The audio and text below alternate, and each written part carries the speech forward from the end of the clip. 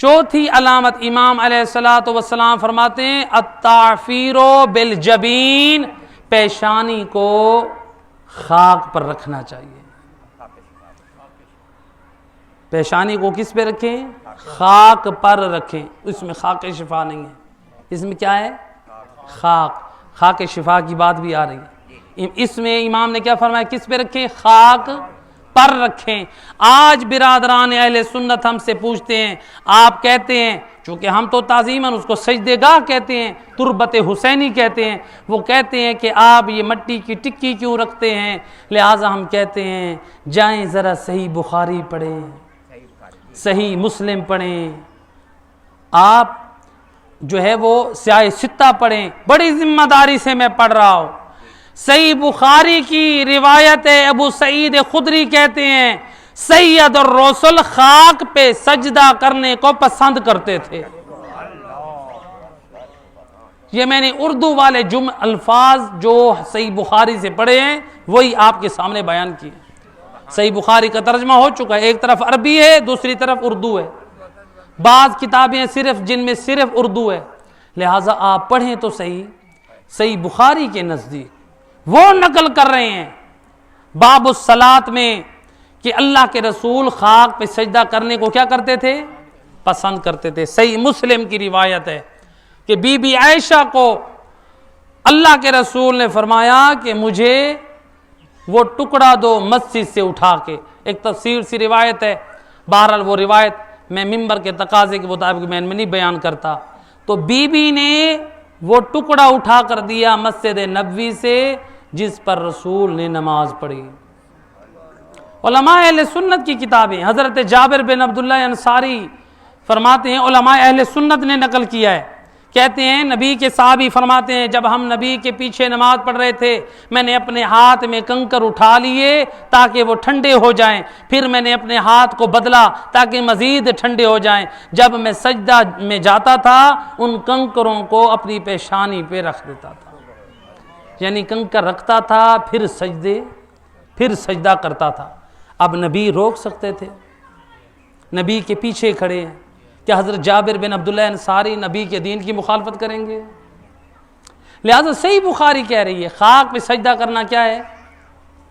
یہ افضل ہے۔ اس لیے علامہ محمد تجانی سماوی، ڈاکٹر محمد تجانی سماوی جو اہل سنت کے بہت بڑے اسکالر تھے، جنہوں نے تحقیق اور ریسرچ کی، آل محمد کے مذہب پر آئے، جنہوں نے کتاب لکھی پھر میں ہدایت پا گیا، جس کتاب کے پڑھنے کے بعد اربوں خربوں لوگ صرف پاکستان میں نہیں پوری دنیا میں مذہب تشیع کو اختیار کیا ہے، پھر میں ہدایت پا گیا۔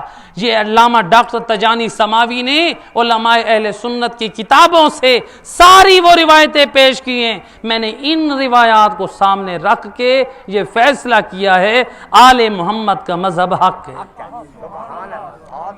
علماء اہل سنت کا عالم کہہ رہا ہے کس کا مذہب حق ہے؟ آل محمد کا مذہب حق ہے، خود مذہب کو بھی اختیار کیا اور دنیا کو بھی دعوت دے رہا۔ تو وہ اپنی اس کتاب میں وہ جب اس نے عراق کا سفر کیا، آیت اللہ شہید باقر و صدر کے پاس جب گیا، کہا کہ آپ شیعہ لوگ یہ مٹی کا ٹکڑا یہ کیوں آگے رکھتے ہیں؟ آپ یہ خاک کو کیوں یہ مٹی کو سجدہ کرتے ہیں؟ یہ تو ایک قسم کی بت پرستی ہوئی۔ وہ سید زادہ فقیہ آل محمد بول کے کہتے ہیں کہ آپ یہ کیا کہہ رہے ہیں؟ ایک ہوتا ہے خاک پہ سجدہ کرنا، ایک ہوتا ہے خاک کو سجدہ کرنا۔ سن لو، ہم آل محمد کے چاہنے والے خاک پہ سجدہ اللہ کو کرتے ہیں، ہم خاک کو سجدہ نہیں کرتے، خاک پر سجدہ کرتے ہیں۔ اور اگر ہم بت پرست ہوتے، ہم خاک کو اگر سجدہ کرتے ہوتے تو پھر ہم حج بیت اللہ کو نہ جاتے۔ جب ہم اللہ کو مانتے ہیں، جب ہم حج کرنے جا رہے ہیں تو کس کو مانتے ہیں؟ اللہ کو۔ تو جو اللہ کو مانتا ہے کیا وہ بتوں کو، کیا وہ خاک کو سجدہ کرے گا؟ صلوات پڑھ دے محمد۔ لہذا خاک پہ سجدہ کرنا کیا ہے؟ اسی لیے روایات میں احادیث میں ہے جی خاک پہ سجدہ افضل ہے. اگر ہاں وہ چیزیں جو زمین ہے اور زمین سے نکلتی ہیں ان کے اوپر آپ سجدہ کر سکتے ہیں، جیسے پتے ہیں جو کھائے نہیں جاتے، جیسے اور چیزیں ہیں مثلا زمین سے نکلنے والی ہیں، جیسے چٹائیاں ہوتی ہیں ان کے اوپر بھی آپ سجدہ کر سکتے ہیں. لیکن افضل کیا ہے؟ خاک پر ہے. نبی جس کو پسند کرتے تھے. لہٰذا آج دنیا ہم پہ جو اعتراض کرتی ہے آپ خاک شفا کو متبرک کیوں کہتے ہیں، تو لہٰذا ہمارے پاس روایات ہیں کہ جناب سیدہ فاطمہ زہرا سلام اللہ علیہ بی بی کے ہاتھ میں جو تسبیح تھی وہ نیلے رنگ کے دھاگے والی تھی. کس رنگ کے دھاگے والی تھی؟